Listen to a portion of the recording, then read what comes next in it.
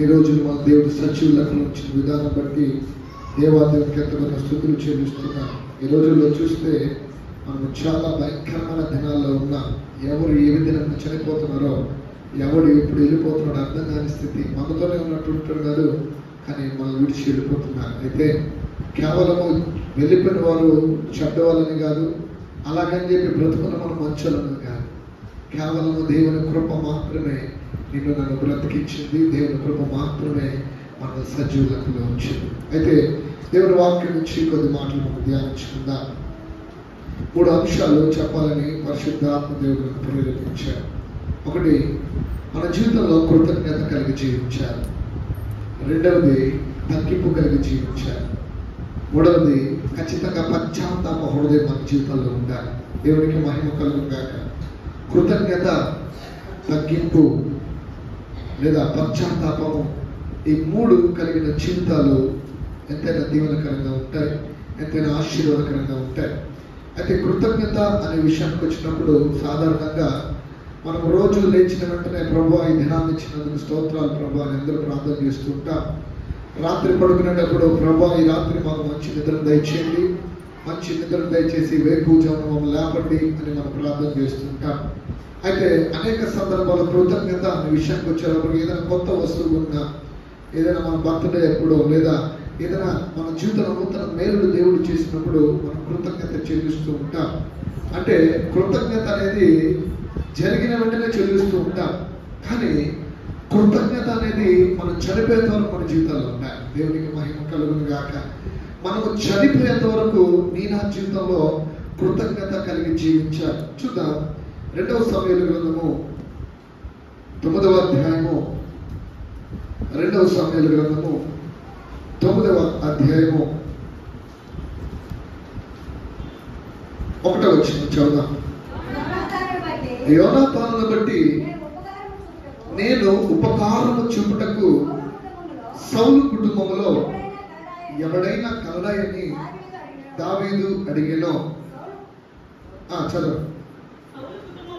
సౌలు కుటుంబమునకు సేవకుడగు షీబాయను ఒకడుండగా వారు అతనిని దావీదు వద్దకు పిలువనంపరి. చాలా జాగ్రత్త విన్నా.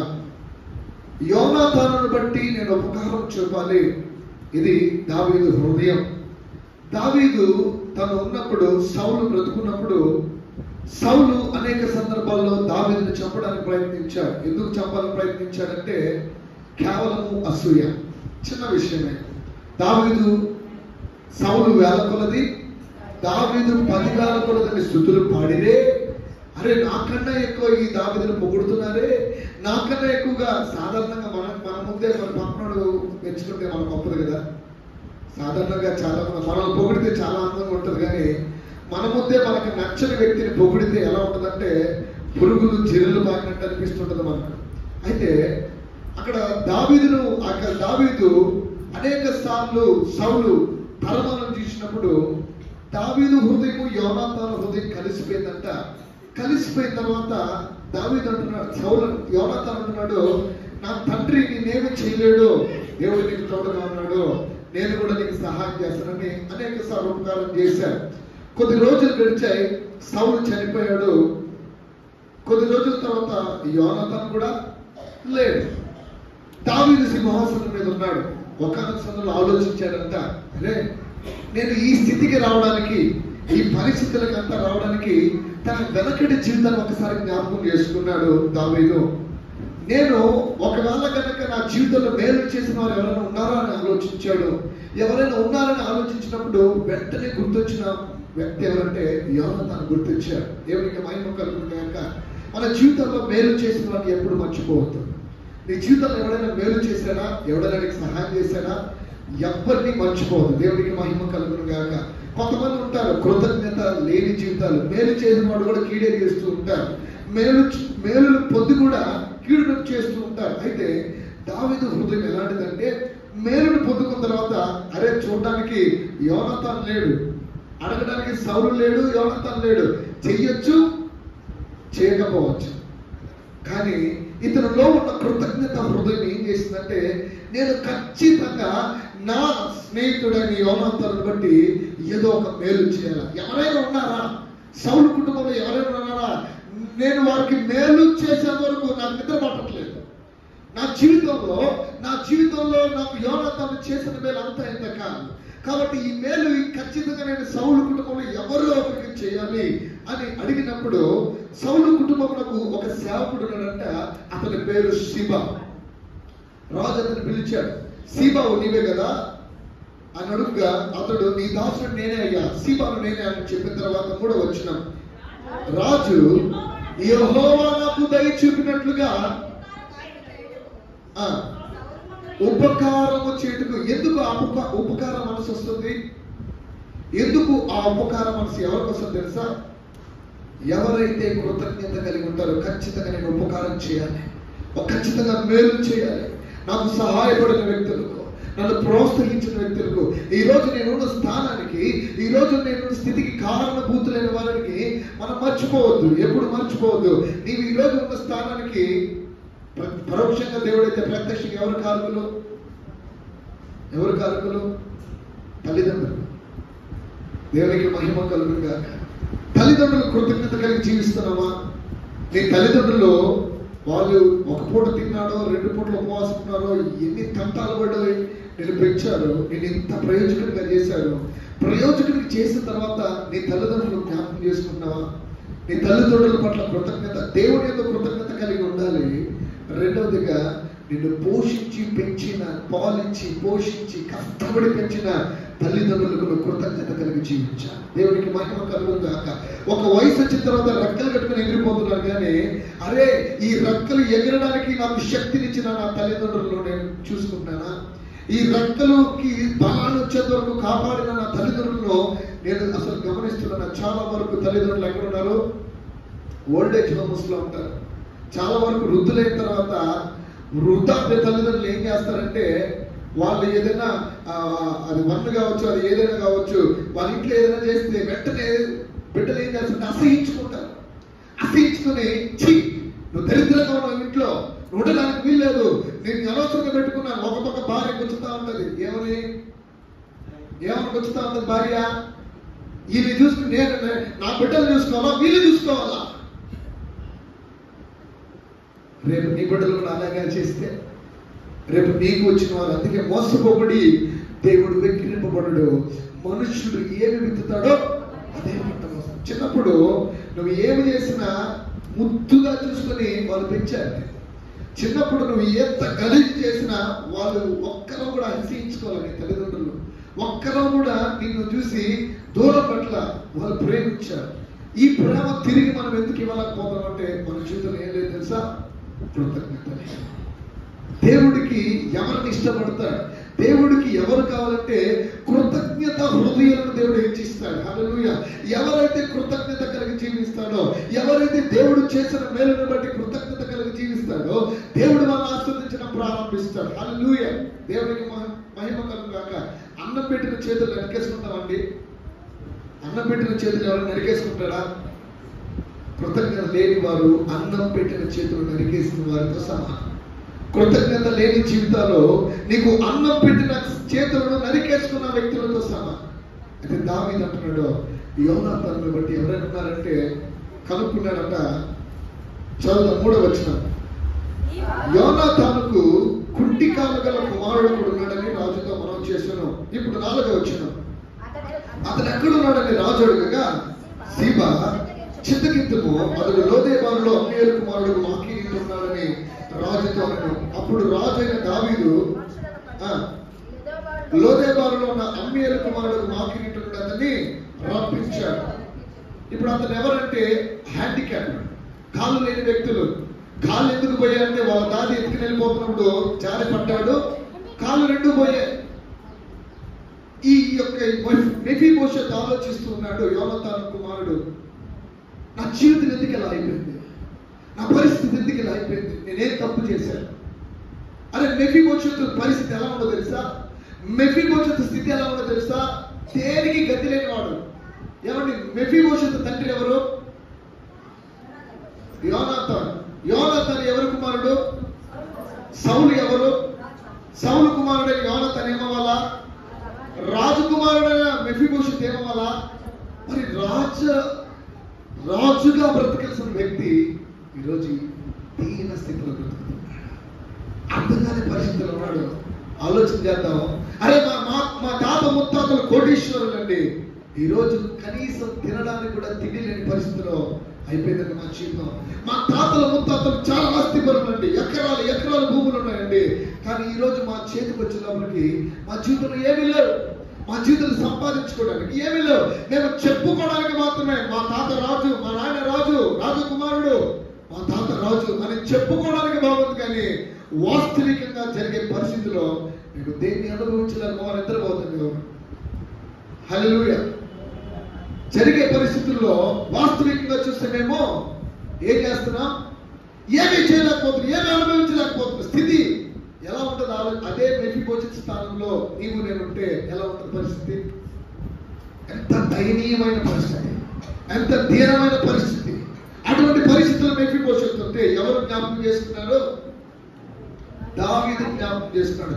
దావీదు జ్ఞాపకం చేసుకోవడానికి గల కారణం ఏంటి? అతను పుట్టిన కృతజ్ఞత భావం. దేవుడికి మహిమ కలుగునుగా. పిలిపిస్తాడు, వణుకుతూ వస్తున్నాడు. అరే, దావీదు గురించి మేము విన్నాను. మా తాతకి శత్రువు ఎవరు? దావీదు. కాబట్టి నన్ను కూడా చంపేస్తాడేమో, నన్ను ఎందుకు, నేను నా మానవుని నేనేదో బ్రతుకుతుంటే నన్ను తీసుకొచ్చి నన్ను చంపేస్తాడేమో రాజని ఆ సీమ ఈ లోదెబారులో ఉన్న మాకిరీతో ఉన్న ఆ యొక్క మెఫీబోషెతును రాజు దగ్గరికి తీసుకొచ్చే వరకు మెఫీబోషెతు హృదయము గుండెల్లో రైలు పరిగిస్తున్నాయి. ఎందుకు రాజు పిలిచాడు? అతను మన శత్రువే. ఎందుకు పిలిచాడు?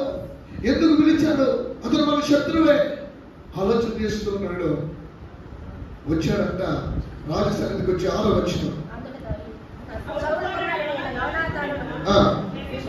మెఫీబోషెతు దావీదు వద్దకు వచ్చి ఎలా నమస్కారం చేశాడండి?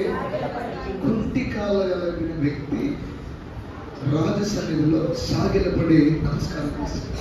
ఈరోజు చేతులు ఉన్నాయి, కాళ్ళు ఉన్నాయి. ఏ రోజైనా సాగిలపడి దేవునికి నమస్కారం చేసావా? ఒక్క రోజున రాజుకి సాష్టాంగ నమస్కారం చేసి, ప్రభువా, పుట్టినప్పటి నుంచి నీ చరిత్రలో ఉందా? పుట్టినప్పటి నుంచి ఒక్క రోజైనా సాష్టాంగపడి దేవుని ఎదుట నీకు ఒక అద్భుతమైన సీక్రెట్ చెప్పేదా? ఎవడైతే ఆ 4 గదుల మధ్యలో సాష్టాంగపడి దేవుని సన్నిధిలో మోకరిస్తాడో వాడిని 4 మధ్యలో ఉన్నతంగా దేవుడు హెచ్చిస్తాడు. హల్లెలూయా, హల్లెలూయా. మనం ఎక్కడ తగ్గించుకోవాలో అక్కడ తగ్గించుకోవాలి. అప్పుడు దేవుడు ఎక్కడ హెచ్చించాలో అక్కడ హెచ్చిస్తాడు.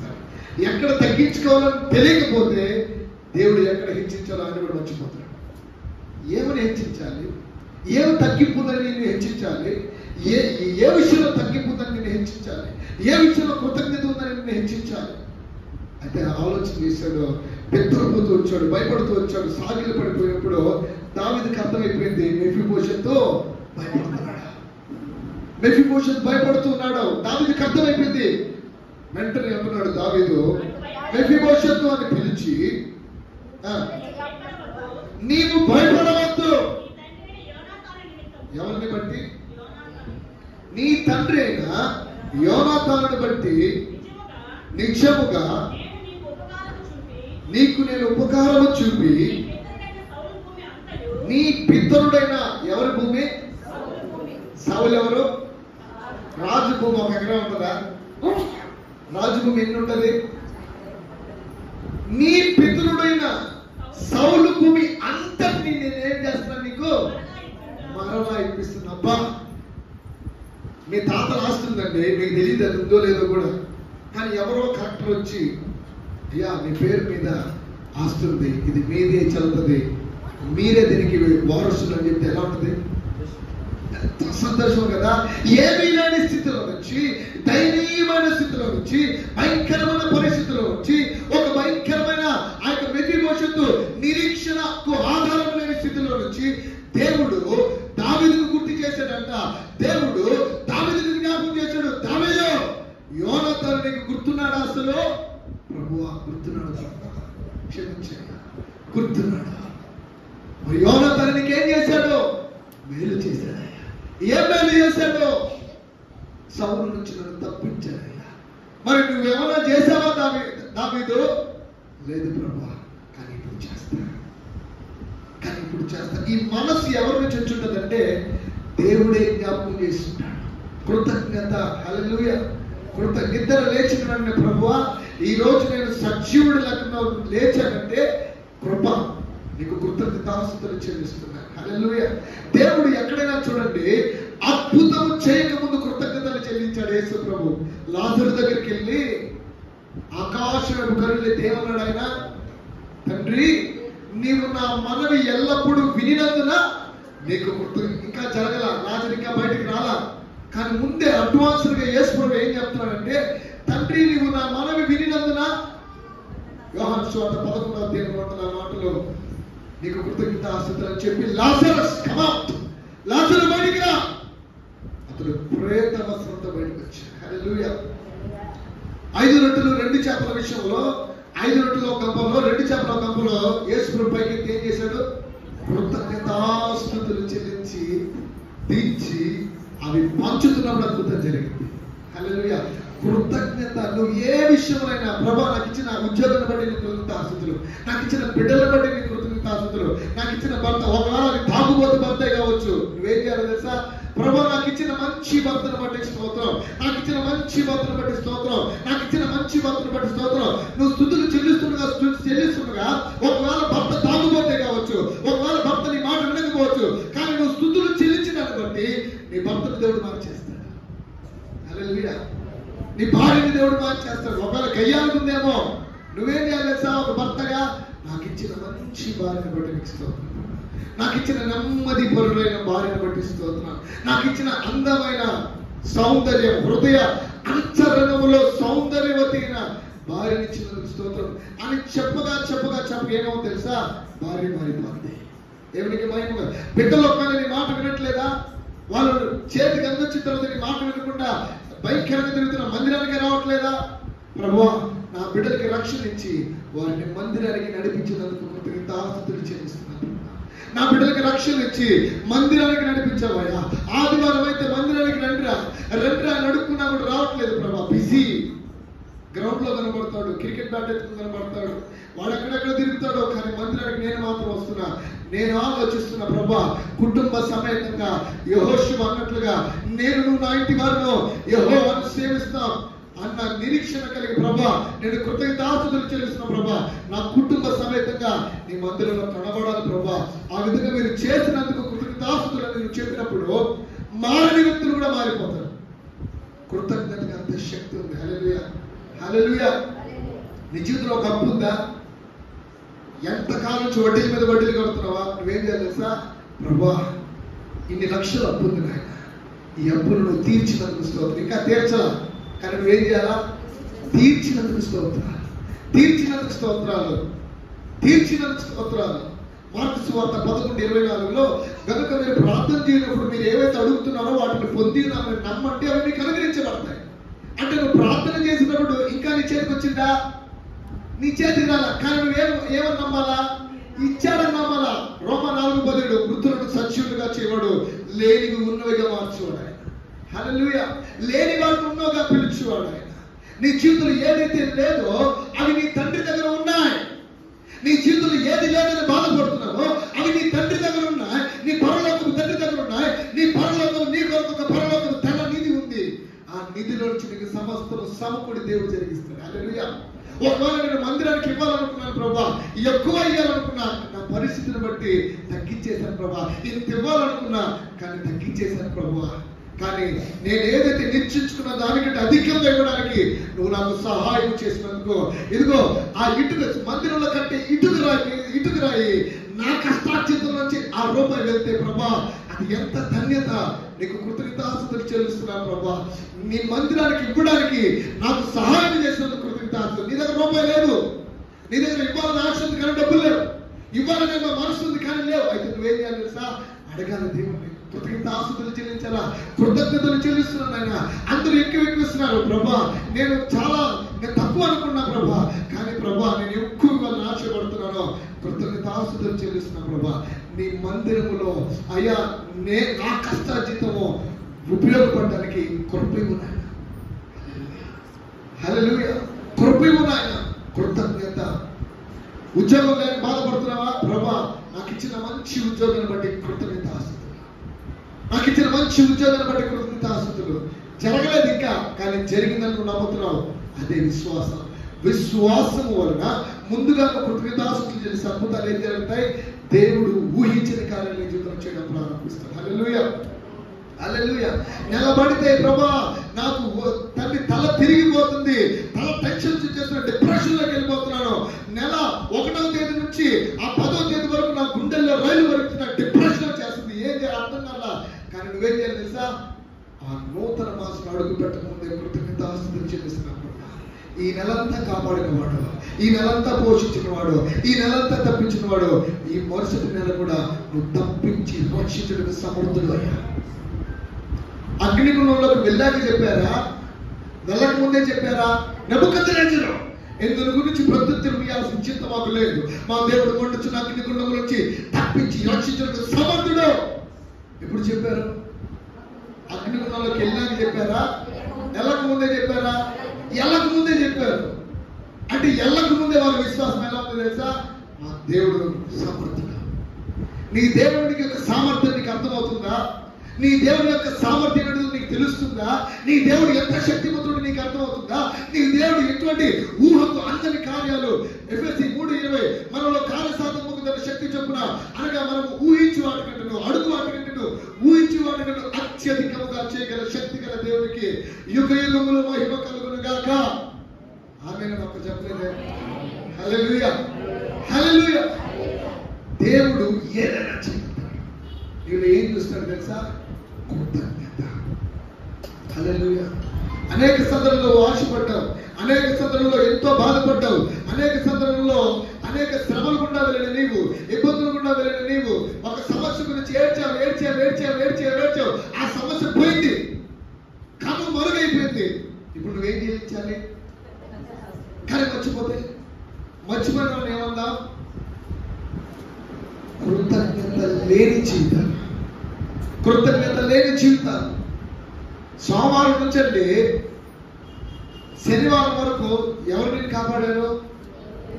నీ ఉద్యోగం ఎవరు నీకు తోడుగా ఉన్నారు? ఈ రెక్కలకి ఎవరు బలం ఇచ్చారు? నీ కాళ్ళకి ఎవరు శక్తినిచ్చారు నడవడానికి? నువ్వు పని చేసుకోవాలంటే ఎవడు కృపనిచ్చాడు? మరి ఆదివారం మందిరానికి కనబడరు ఏంటండి? మరి ఆదివారం మందిరంలో ఏరి ఆదివారం మందిరే ప్రాణం ఎవడు తెలుసా? ఇంకా చెప్పిన లిస్టు ఉంటాడు. ఏ లిస్టు? ఏముంది లే ప్రభా, ఆదివారం ఒక రోజు లీవ్ వచ్చింది, సో హ్యాపీగా రెస్ట్ తీసుకున్నాం. రెస్ట్ అన్నా ఉంటే రోస్ట్ అవుతాం, జాగ్రత్త. మనము కృతజ్ఞత చెల్లించాలి. నీ ఆనందంలో ఒక్క దినం గడుపుట ఆ శ్రేష్టతకు ఈ రోజు నాన్నలు పోగొట్టుకున్నాను. హల్లెలూయా. ఎన్ని గంటలకు చర్చు? 10 గంటలకి. 9:40 కంతా ప్రభు ఇక్కడ వచ్చి కూర్చోనుంటాడు తెలుసా నీకు? 10 గంటలకు చర్చ అంటే 9:40 కంతా ఆ ప్రభు వచ్చి కూర్చొని వెయిట్ చేస్తుంటాడు నీకోసం. మన ఆఫీసులో కదా వెయిట్ చేస్తూ ఉండాలా మన కొరకు. వస్తాడు. ఆదివారం ఉన్నప్పుడే డ్యూటీ 10 గంటల కంటే ఎన్ని గంటలకు వెళ్తావు? లేకపోతే తీసేస్తాను, నేను ఉద్యోగం తీసేస్తాను అనుకో, ఏం చేస్తావు? 8 గంటలకి వెళ్ళేసి స్నానం చేసుకుని పరిగెత్తావు. మరి చర్చికి ఎంతసేపు రావాలా? చర్చికి రావడంలో భయం ఉందా? ఈ విషయంలోనే నమ్మకంగా లేవు. నిన్ను ఏ విధంగా ఆశీర్వదించాడు దేవుడు? చర్చికి వచ్చే విషయంలోనే, చర్చికి 10 గంటల కంటే 11 గంటలకి 12 గంటలకు వస్తే ఆమేన్ ఆమేన్. మొదటి పోయిన వారికి ఒకే చేతులు ఇస్తావు, మర్చిపోయిన వారికి ఒకే చేతులు ఇస్తావు, చివరి పోయిన వారికి కుదరదు. ఆ పప్పులే ఉడకవు దేవుని దగ్గర. హల్లెలూయా. మన డేక్షన్లో ఉడతాయి ఆ పప్పులు, ఆయన డేక్షన్ ఉడకవు. ఎవరికి తగిన జీవితమో, ఎవరి క్రియకు తగిన జీవితమో. మీ పిల్లలకు స్కూల్ 8 గంటలకండి, ఎన్ని గంటలకు తీసుకెళ్తారు స్కూల్కి? పిల్లల స్కూల్ విషయంలో మాత్రం లేపి, నిద్ర లేకుండా లేరా లేపి తట్టి కొట్టి లేపి పరిగెత్తరా అని స్కూల్. ఒరే, భౌతికమైన విషయాలే అంత నమ్మకం ఇస్తే ఆదివారం సంఘానికి నీ బిడ్డలు ఎన్ని గంటలకు రెడీ చేయాలా? ఎన్ని గంటలకు రెడీ చేయాలా? అంటే స్కూల్ కంటే కూడా మందిరం కంటే కూడా స్కూల్కి అంత ప్రాధాన్యత. దేవుడు రేపు వచ్చి ప్రభు నా బిడ్డ ఉద్యోగం అట్టిస్తాడు దేవుడు, అట్టిస్తాడు, నీకు ఇయ్యాలా దేవుడు, ఇయ్యాలా దేవుడు. అన్యాయస్తుడు కాడా, అన్యాయస్తుడు కాడా. హల్లెలూయా. ఇప్పుడు ఆయన నీకు దేవుని విషయంలో నమ్మకంగా లేకపోతే దానియేలండి ఇట్టి శాసనము సంతకము చేయబడను ముమ్మారు ఇంటి పైగలికి వెళ్ళి ప్రార్థన చేస్తున్నారు దేవుడికి. కాబట్టి సింహాలు నోళ్ళు మూసుకున్నాయి. సింహాలు ఏం చేశాయి? ముయిస్తాడు. ఎవరు ముయించాలి వాడు ముయిస్తాడు దేవుడు. నీ భక్తి సరైనదైతే, నీ భక్తిలో యథార్థత ఉంటే, నీ భక్తిలో విధేయత, భక్తి విధేయత కలిసి ఉండాలి. భక్తి అందరూ చేస్తారు, అందరూ భక్తి చేస్తారు. కానీ క్రైస్తవ భక్తిలో ఏముంది తెలుసా? విధేయత ఉంది. క్రైస్తవ భక్తిలో క్రమశిక్షణ ఉంది. క్రైస్తవ భక్తిలో క్రమశిక్షణ, క్రైస్తవ భక్తిలో విధేయత ఉంది. విధేయత లేని భక్తి భక్తే కాదు. మనం అనుకోవాల్సిందే నేను భక్తి పరుడు. నేను ఒకడు అనుకున్నాడంట, నేను వారానికి 2 సార్లు ఉపవాసం ఉన్నాను, దశభాగాలు ఎత్తున్నాను ప్రభు, ఈ సుంకర్లాగా నేను బాగా అంత ప్రార్థన బాగా చేశాడు. కానీ లాస్ట్కి వచ్చేలానికి ఫ్లాప్ అయిపోయినాడు. ఈ సుంకర్లాగా లేదు అంటే ఆయన గురించి గొప్పలు చెప్పడం పెద్ద విశేషం కాదు. దేవుడు ఆలోచిస్తున్నాడు. శభాషిరా ప్రభా, వారానికి 2 సార్లు ఉపవాసం ఉన్నాను, శభాష్ ప్రభా, నాస్తిలో సగం దశభాగమో శభాష్. అంతవరకు దేవుడు బాగానే విన్నాడు. ఒక్కసారి ప్రభు ఉన్నాడు చూడు, అమ్మోరు కూర్చోడు చూడు, ఆ సుంకర్లాగా నేను లేనప్పుడు దేవుడు తిరిగేసాడు. ఇతని మీద ఉన్న కృప ఎవరి మీదకి వెళ్ళిపోయింది? ఆ సొంకరి ఆకాశం వైపు కూడా కళ్ళు అంతలా దించుకొని ప్రభువా, ఆకాశం వైపు, లూకాసు వార్త 18వ అధ్యాయంలో ఆకాశం వైపు కళ్ళు ఎత్తుకు కూడా ధైర్యం చాలా. ఆ పశ్చాత్తాపం అన్ని మిక్స్డ్ అయిపోతుంది వాక్యాలు. ఈరోజు ఏ అంశం చెప్పా? కృతజ్ఞత, తగ్గింపు, పశ్చాత్తాపం. హల్లెలూయా. ఇతరుకున్న పశ్చాత్తాపం చూసారా? అసలు మందిరం లోపలికి కాదట, బయట ఎక్కడో దూరమున నిలిచి. అయితే సుంకరి దూరమున నిలిచి అంటే నేను అర్హుడినేనా అసలు ఈ మందిరంలో అడుగు పెట్టడానికి, ఈ దేవాలయంలో అడుగు పెట్టడానికి నేను అర్హుడినా?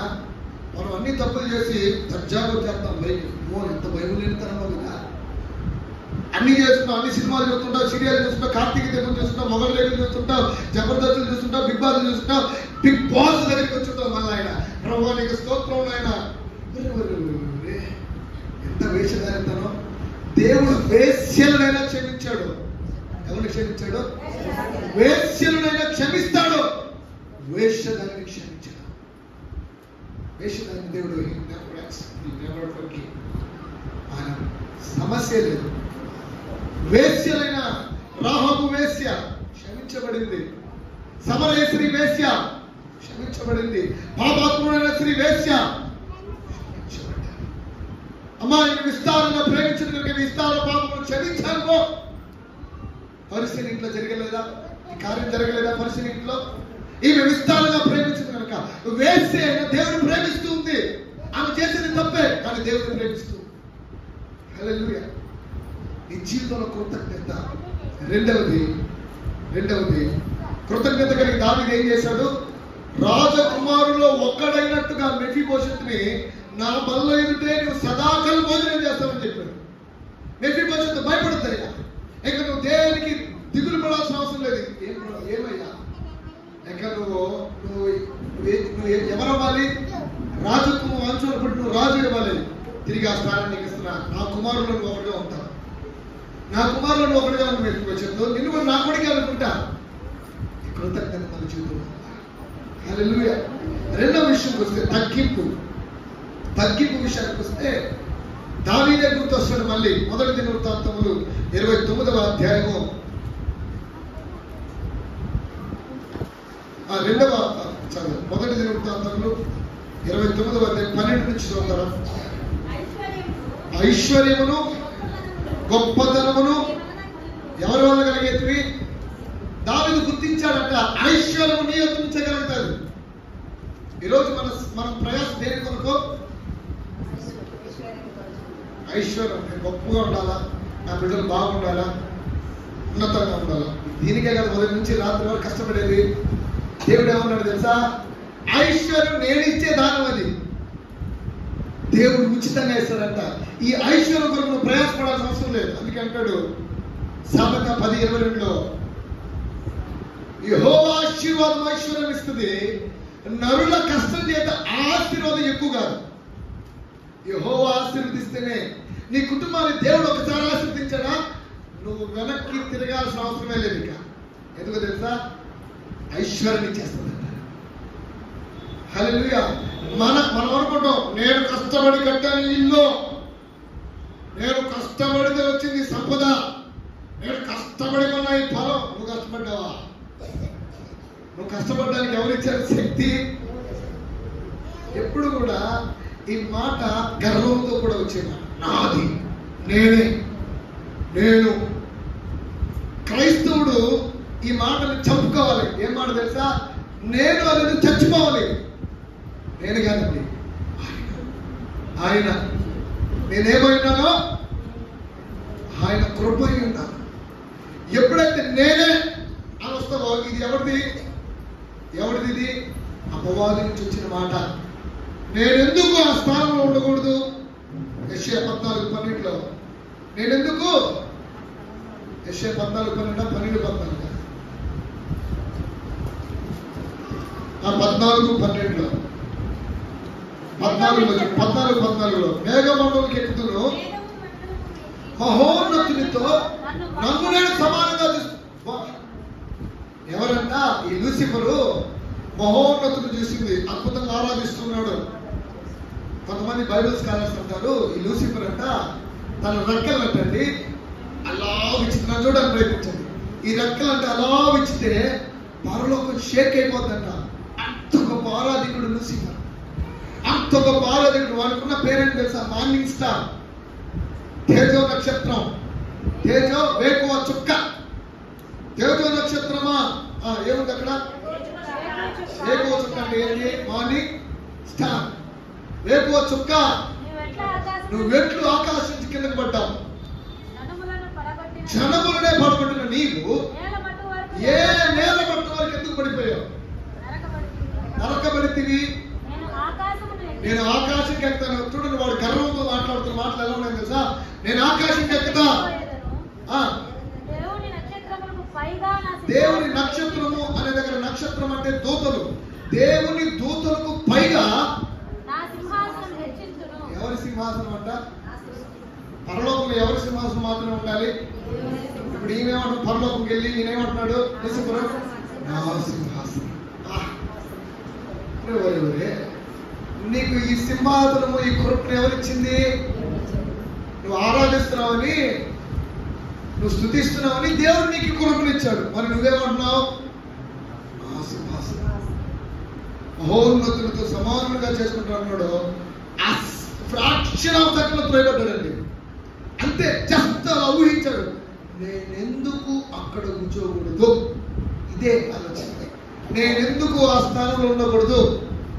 దేవుని మహిమను తన మహిమగా మార్చుకోవాలని చూశాడు. గుర్తుపెట్టుకుందాం, దేవుడి ఎవ్వరికి ఆయన మహిమనివ్వడు, కానీ మనలో నుంచి ఆయన తన మహిమపరుచుకుంటాడు. యాకోబు, ఇశ్రాయేలు, నీవు నా సేవకుడు, నీలో నన్ను మహిమపరుచుకుంటా. మనలో ఆయన మహిమపరచబడాలి, మనం మహిమపరచబడద్దు. హల్లెలూయా. మనం గౌరవించబడొచ్చు, మహిమపరచబడదు. మనం గౌరవించబడొచ్చు, ఆరాధింపబడకూడదు. సేవకుడు గౌరవించబడాలి. దేవుని పని చేసే వ్యక్తి గౌరవించబడాలి, కానీ ఆరాధించబడద్దు. సేవకుడు దేవుడు అవద్దు.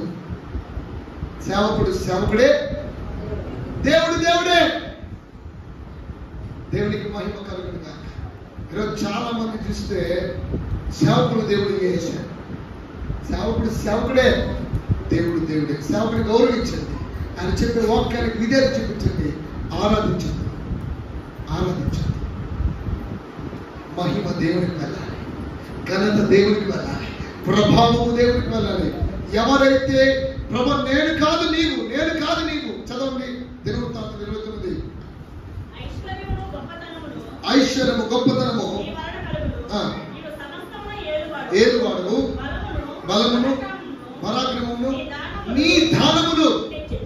హెచ్చించువాడును అందరికీ బలం ఇచ్చేవాడు నీవే.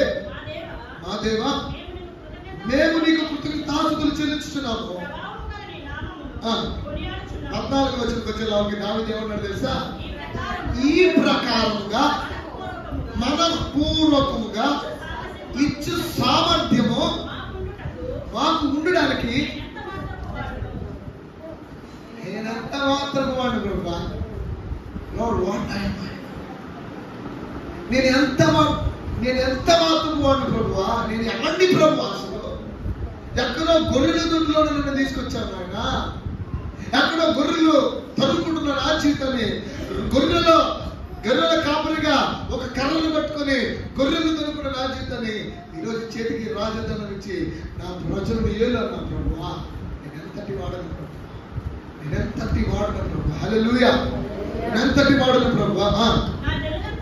నా జనులంత మాత్రం వారు సమస్తమును నీ వలనే కలిగిన కదా. నీ స్వసంపాద్యములో ఇచ్చి ఉన్నాము. కానీ అది నీవు ఇచ్చితే నీకు ఇస్తాం. మేమేదో ఇచ్చేయలేదు. నీవు ఇచ్చిన దాంట్లో కొంత నీకు ఇవ్వడానికి మాకు ఇచ్చిన భాగ్యాన్ని బట్టి హల్లెలూయా. నీవు ఇచ్చిన దాంట్లో ఇస్తున్నాను. దావీదండి మొదటి విషయంలో దావీదే కనబడ్డాడు. రెండో విషయంలో దావీదే కనబడ్డాడు. మూడో విషయం ఏంటిది? పశ్చాత్తాపం. 2వ సమూయేలు 12:1.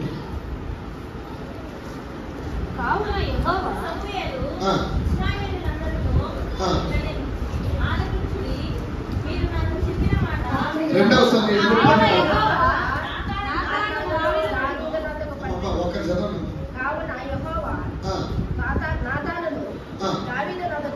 దావీదు వద్దకు పంపెను. అతడు వచ్చి ఒకానొక పట్టణంలో 2 మనుషులు ఉన్నారు. ఇప్పుడు ప్రవక్త వచ్చాడండి. ప్రవక్త రాజు దగ్గరికి వెళ్ళాడు. ఆయన పేరేంటి? నాతాను. నాతాను ప్రవక్తలు వస్తేనే రాజులు గౌరవిస్తారు. వచ్చాడు, ఒక స్టోరీ చెబుతున్నాడు, ఒక కథ చెప్పాడు. ఎవరికి? దావీదుకి ఒక కథ చెప్పాడు. అద్భుతంగా విన్నాడు కథ. ఏం కథ అంటే, ఒకడు ఐశ్వర్యవంతుడు, ఒకడు దరిద్రుడు. ఐశ్వర్యవంతుడికి విస్తారంగా గొర్రెలు గుడ్లు ఉన్నాయి. అయితే దరిద్రుడికి కొనుక్కున్న ఒక చిన్న ఆడు గొర్రె పిల్ల, అది తప్పు ఏమీ లేదు.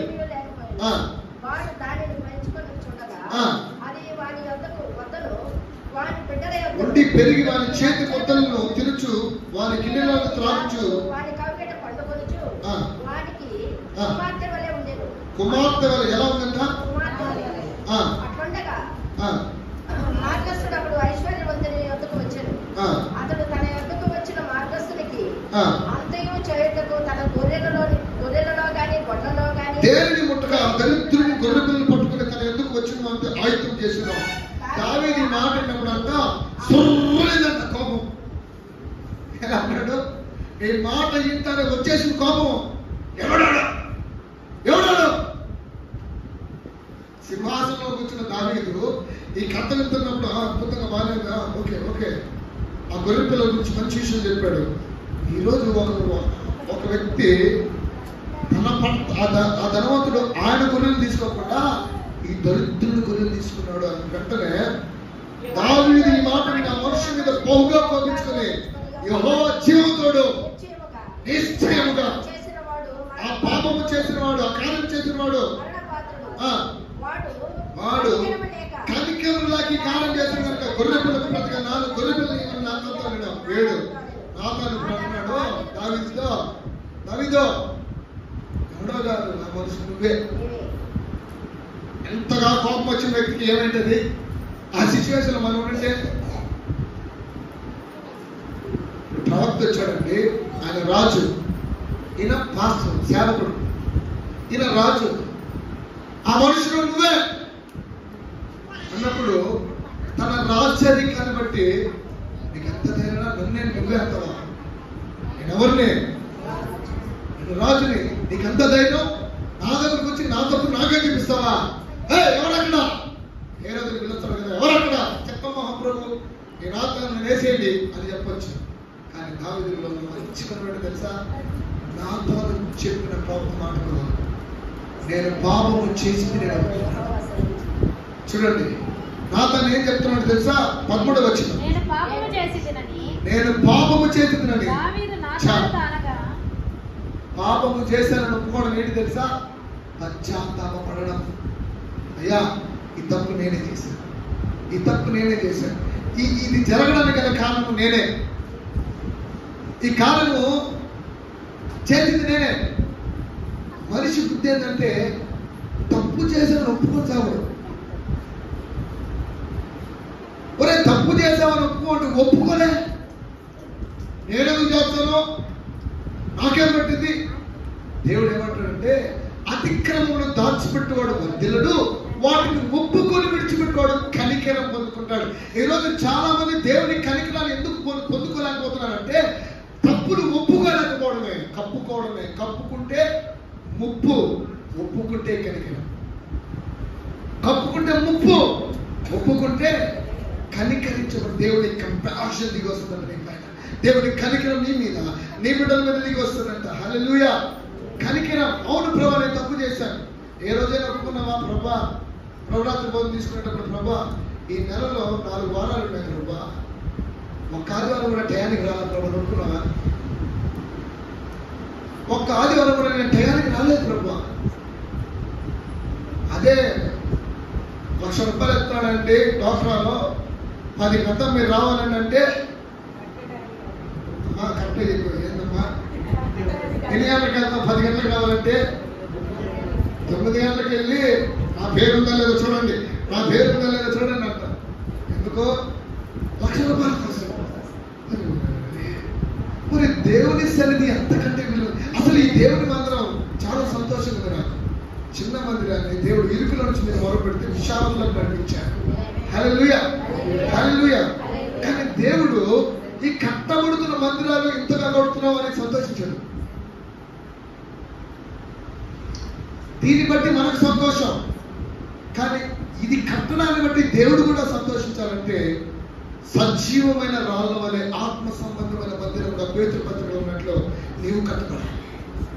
నీవే ఒక సజీవమైన మందిరముగా ఆత్మ సంబంధమైన రాళ్ళు ఏరుకొని కట్టుకోవాలి, నీ జీవితాన్ని కట్టుకోవాలి. హల్లెలూయా, హల్లెలూయా. చూడండి పేతురు పత్రిక మాట చెప్పి ముగిస్తున్నాను. పేతురు పత్రిక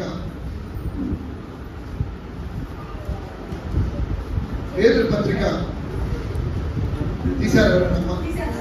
చదవండి. మొదటి పేతురు పత్రిక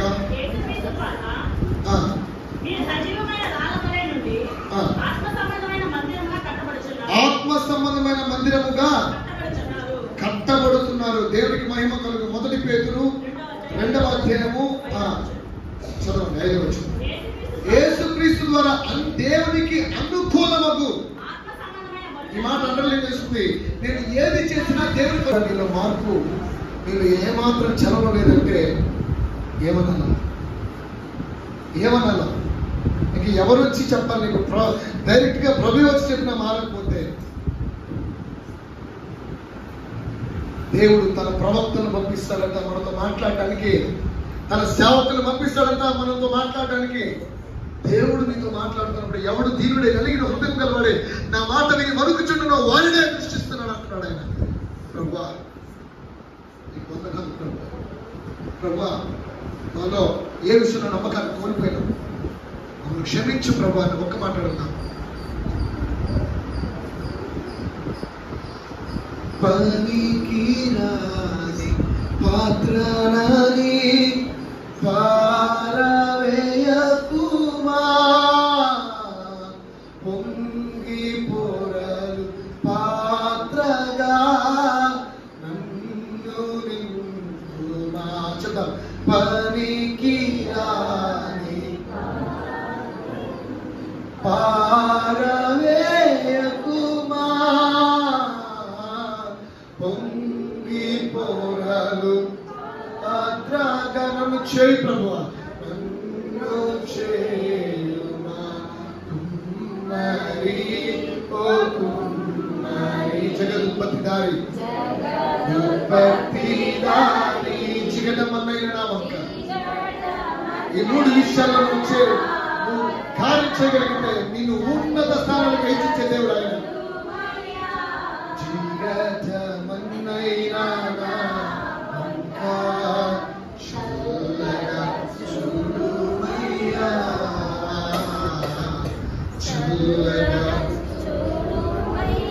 జీవం కలిగింది. మా కృతజ్ఞత గురించి, తగ్గింపు గురించి, మా చాతాపం గురించి మాట్లాడారు. ఈ 3 విషయాలు నన్ను బాగు చేసి సరి చేసుకోవడం నిలబెట్టి మీ మేలైన దీవెనలు, ఉన్నతమైన ఆశీర్వాదం నేను నా కుటుంబం పొందుకునే కృప మాకు దయచేయమని. అయ్యా, మా యొక్క నిర్లక్ష్యతనము మా ఆశీర్వాదానికి అడ్డు కావద్దు. మా ఒప్పుకోకపోవడం మా ఆశీర్వాదానికి అడ్డు కావద్దు. ఒప్పుకుంటున్నాం, విడిచిపెడుతున్నాం. మీ కొరకు జీవించి కృప దయచేయమని. సమస్త మహిమ ఘనత ప్రభు మీకు తెలుసు. ఎవరైతే తీర్మానం తీసుకున్నారో, ఎవరైతే ఒప్పుకున్నారో వారిని క్షమించి నూతన జీవాన్ని ఇచ్చి ఉన్నత స్థానాలను హెచ్చించమని. ప్రత్యేక మందిరాన్ని బట్టి, సేవకుని బట్టి, కార్యవర్గాన్ని బట్టి వందనాలు. ఇంత సుందరమైన మందిరం కట్టడానికి అయ్యా తండ్రి, అయ్యా మీరు చూపిన కృపను బట్టి వందనం. ఇంకా జరగవలసిన కార్యం దయచేయండి ప్రభు. ఇంకా ఏవైతే పనులు ఆగిపోయినాయో అనేకులు ప్రేరేపించండి. ఇది నా జీవిత మందిరం అని ముందుకు రావచ్చు ప్రభు. అయ్యా మీ మందిరాన్ని పూర్తి చేసి స్తుతించే కృప దయచేయమని. సమస్తమైన అయ్యా మీ మందిరంలో అయ్యా చిన్న రాయిని కొనడానికైనా కొనే కృప నాకు ఇవ్వమని మా అందరికీ దయచేయమని యేసు నామములో ప్రార్థిస్తున్నాము తండ్రి.